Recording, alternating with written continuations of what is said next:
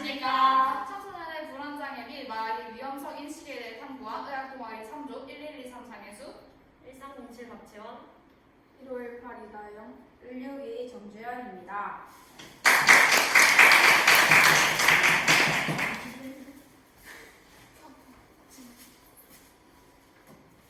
네, 일단 목차를 살펴보시면 불안장애에 대한 정의와 그다음에 저희가 했던 설문지에 대해서 설명을 드리고 설문지의 통계 분석과 마지막으로 치마 위험 및 해결 방안 있기 점에 대해서 발표하겠습니다.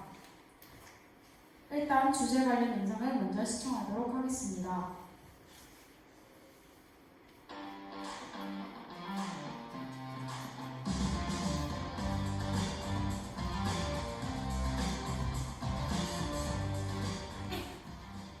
Can you summarize how can we deal with anxiety and depression?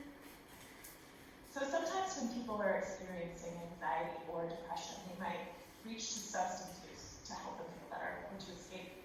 And in the short term, it can work, but over the long term, it just makes those conditions even worse. It's really important to recognize this, and in the long term in particular, drugs can change your brain. It can impair the way you think. So I would say if any of you are struggling with anxiety or depression or any other feelings and you don't feel like yourself, I would really encourage you to talk to your friends, talk to your family, and tell them how you're feeling. And as a psychiatrist and expert in neuroscience, I can tell you that effective therapies for mental health issues do exist. So if you're experiencing anxiety or depression, it's really important to reach out to someone you trust to get help. And there's medical help available for these medical conditions. The brain is part of the body, and it's really important to seek out the kind of help that will be sustainable over the long term for substance.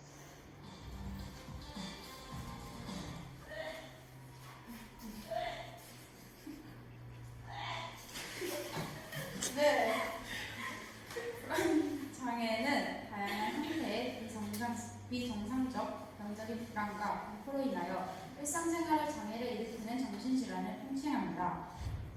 불안과 공포는 정상적인 정서 반응이지만 정상적 범위를 넘어서면 정신적 고통과 신체적 증상을 초래합니다. 불안으로 교감신경은 흥분되어 두통, 심장박동 증가, 호흡성 증가, 미정관계 이상 증상 등과 같은 신체적 증상이 나타나 불편하고 가정생활, 직장생활, 학업과 같은 일상활동을 수행하기 어려운 경우 불안장애로 진단할 수 있습니다. 이러한 불안장애에는 다양한 진단이 있으며 각각 특징적인 정의와 진단 기준이 마련되어 있습니다. 불안장애에 해당하는 질환으로는 공황장애, 특정공포증, 사회공포증, 감각장애, 외상후 스트레스 장애, 범불안장애, 급성 스트레스 장애가 포함됩니다. 다음은 범불안장애입니다. 범불안장애는 불안장애의 한 종류입니다. 어떤 사건이나 활동에 대해 과도하고 통제하지 못하며 비이성적으로 할 수 있다는 걱정을 말합니다. 이러한 걱정은 일상생활에 지장을 주기도 합니다. 범불안장애를 지닌 사람들이 걱정하는 주된 주제에는 건강, 재정, 죽음, 가족, 인간관계, 직업이나 학업, 미래 불확실성, 신체적 질병에 관한 것 등이 있습니다.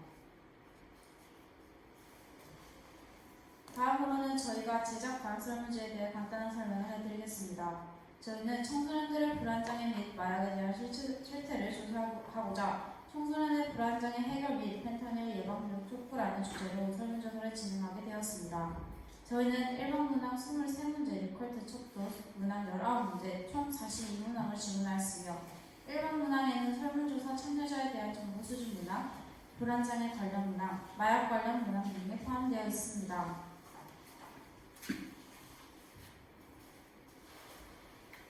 그 다음으로는 설문지를 통계 분석한 결과에 대해 설명해 드리겠습니다. 문제 6번은 내신 성적을 상위권, 중위권, 하위권으로 나누는 문항이고 문제 17번은 학업 및 성적, 학교 과제, 친구 관계, 부모님과의 갈등, 새로운 환경에서의 적응 이렇게 5가지로 불안 요소를 묻는 문항이었습니다. 행은 문제 6번이고 열은 문제 17번입니다. 교차 분석 결과는 내신 성적이 상위권에 속한 학생 중 불안 요인으로 학업 및 성적, 학교 과제, 친구 관계 순으로 응답하였습니다. 중위권에 속한 학생은 불안 요인으로 학업 및 성적, 친구 관계, 새로운 환경에서의 적응 순으로 응답하였습니다. 마지막으로 하위권에 속한 학생은 친구 관계, 학업 및 성적, 새로운 환경에서의 적응 순으로 답하였습니다. 이를 분석한 결과 성적이 높을수록 학업과 성적에 의한 불안을 겪는 경험이 많으며 성적과 상관없이 학업 및 성적과 친구 관계에 의해 겪는 불안은 존재합니다. 또한 상위권에 속한 학생들이 유일하게 학교 과제에 의해 불안을 겪는 경험이 존재합니다. 즉, 이를 통해 지금 현재 많은 학생들은 여러 원인으로 불안을 겪고 있다는 사실을 알 수 있었습니다.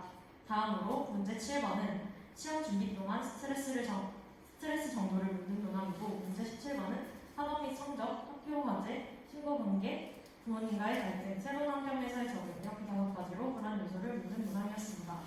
행은 문제 7번이고 열은 문제 17번입니다. 교차 분석 결과는 시험 준비를 할 때 스트레스를 많이 받는 학생, 라고 답한 학생들은 학업 및 성적, 친구 관계, 새로운 환경에서의 적응 순으로 응답했습니다. 시험 준비를 할 때 스트레스를 비교적 덜 받는 학생들은 학업 및 성적, 친구 관계, 학교 과제 순으로 응답했습니다. 즉, 시험 준비를 할 때 스트레스의 정도를 떠나 모두 학업 및 성적이 불안 요인으로 채택되었고, 스트레스를 더 많이 받는 학생이 스트레스를 더 적게 받는 학생의 2배 정도가 학업 및 성적이 주된 불안 요인이 되었습니다.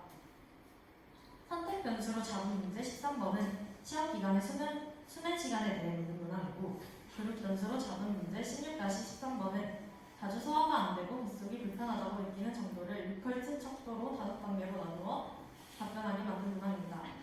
레빈의 등분상 검정 결과 95%의 신뢰 구간에서 유의 수준이 0.0으로 95% 신뢰 구간에서의 유의 수준이 0.05보다 작으므로 두 집단의 분산이 같다는 연가설을 기각하므로 자주 소화가 안 되고 뱃속이 불편하다는 질문에 그렇다라고 대답한 집단과 그렇지 않다라고 대답한 집단의 등분산성 과정이 충족된다고 할 수 없습니다. 등분산성 과정이 성립하지 않으므로 윌치 아스킨 검정을 이용하여 통계 분석을 진행하면 다음과 같은 결론을 얻을 수 있습니다. 등분산을 가정하지 않았을 때 유의 수준은 0.05이고, 이는 95% 신뢰 구간일 때의 유의 수준 0.05보다 크므로 자주 소화가 잘 안되고 뱃속이 불편하다에 그렇지 않다에 따른 13번 문항 수면 시간에는 두 집단의 차이가 없다는 연가설을 기록할 수 있습니다.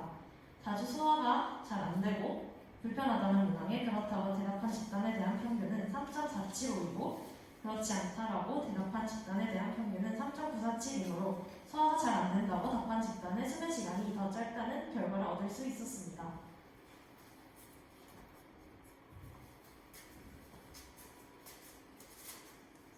불안장애는 각기 다른 성격의 여러 정신질환이 속해 있어서 복합적이라 원인을 한마디로 규정하기는 어렵습니다. 일반적으로 불안이나 우울 등의 정서적인 부분을 담당하는 뇌신경 내의 신경 전달 물질의 부족과 과다, 유전적으로 타고난 소리, 뇌영상 연구에서 밝혀진 뇌의 기능적 또는 구조적 변화를 포함하여 사회심리학적인 측면, 과거의 경험과 현재의 받아들인 정보를 해석하고 판단하는 인지-행동적인 부분까지도 병적인 불안을 일으킬 수 있는 원인이 될 수 있습니다. 특히 외상후 스트레스 장애나 급성 스트레스 장애는 극심한 정신적 충격을 일으키는 사고나 재해 등이 원인으로 주로 발병합니다. 영상을 시청하겠습니다.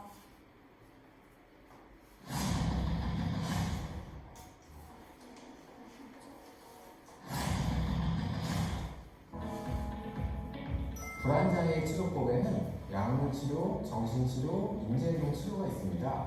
약물치료로는 세로토닌 제흡수를 차단하는 항우울제가 가장 많이 사용되는데요. 이 약물은 불안, 긴장, 공포, 걱정, 스트레스 등을 감소시키는 역할을 합니다.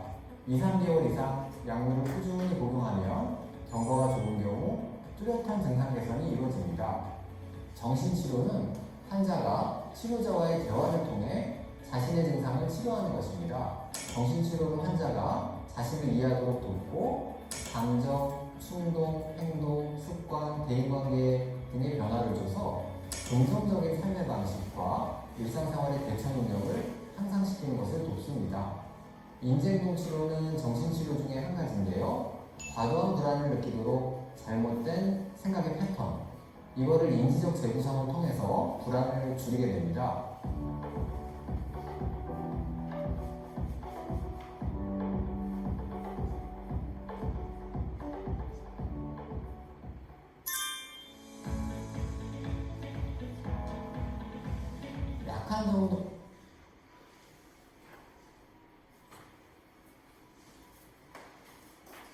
불안장애를 진단하기 위해서 시행하는 특별한 검사법은 없습니다. 하지만 아예 검사를 진행하지 않는 것은 아닌데요.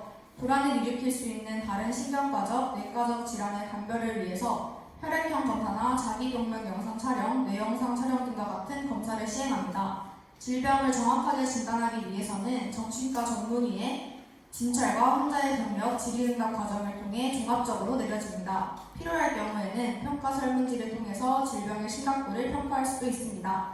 진단 과정을 거친 후 불안장애의 세부 진단에 따라 그 치료법이 달라질 수 있으나 치료는 대체로 항우울제와 항불안제를 사용한 약물요법이 가장 많이 이용되고 인지행동치료, 정신치료, 정기경련요법이나 경두개 자기자극술 등이 비약물학적인 치료를 함께 이용할 수 있습니다. 다음은 향정신성 의약품에 대해서 설명해드리도록 하겠습니다.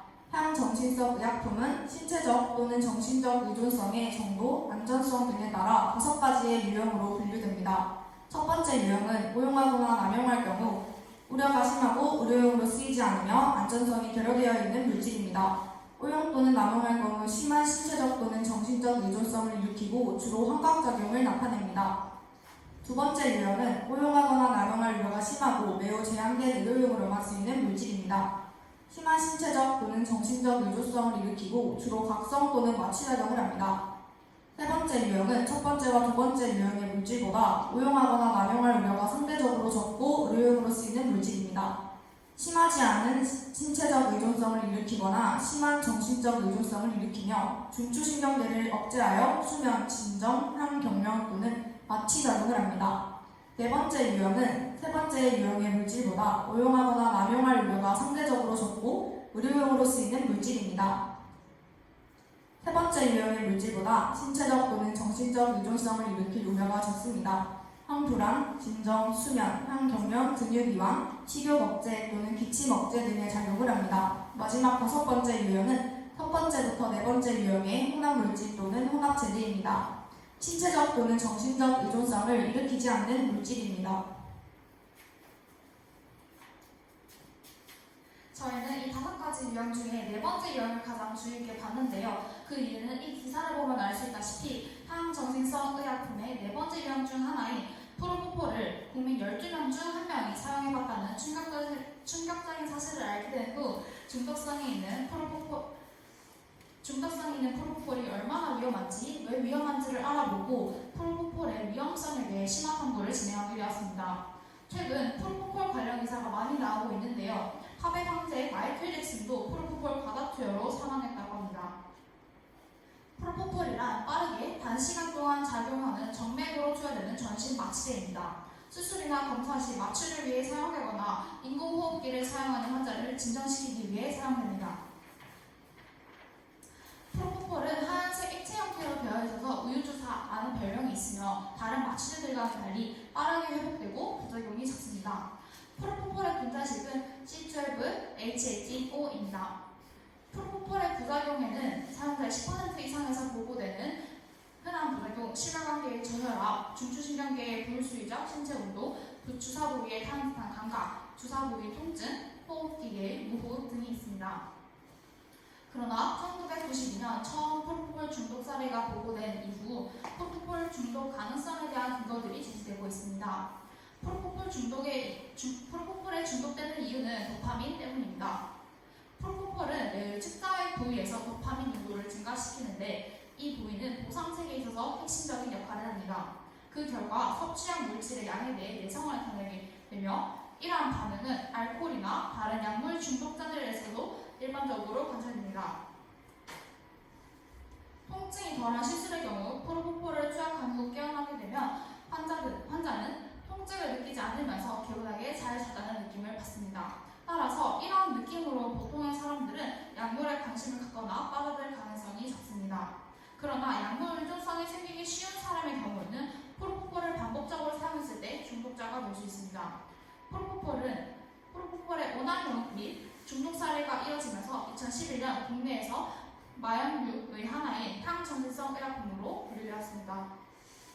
프로포폴의 경우 쾌감을 느끼는 용량과 독성이 나타나는 용량 간의 차이가 매우 적기 때문에 의료 전문가들의 지도하에 적정 용량의 프로포폴을 사용하는 것이 매우 중요합니다. 프로포폴을 마약류로 분류하면서 대체의약품도 주목을 받고 있습니다. 가인이 사용한 것이기도 한 에토미데이트가 대표적입니다. 휘성이 자택에서 쓰러졌을 당시 사용했던 약물이기도 합니다.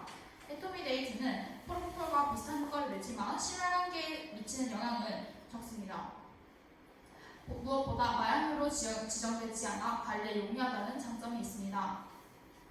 프로포폴보다 환각, 호흡곤란, 위험성은 낮지만 구토, 경련 등의 부작용을 유발할 수 있고 정신적 의존을 유발할 가능성이 있어 의학계에서는 대책이 필요하다는 목소리를 이전부터 내오고 있습니다. 마지막으로 저희의 느낀 점을 말씀드리겠습니다. 저는 통계 분석을 하는 과정이 힘들었지만 활동을 점차 진행하는 과정에서 문제들을 하나씩 해결해가며 뿌듯함을 느껴 좋았습니다. 불안장애 설문조사를 진행하면서 저의 불안장애 유무를 파악해 볼 수 있었고 최근 기사에서 자주 접했던 프로포폴이 위험한 원인이 무엇인지 탐구해 볼 수 있었습니다. 저는 처음 해보는 통계 분석 활동이라 많이 힘들었지만 매 차시마다 배워가는 과정이 재미있었습니다.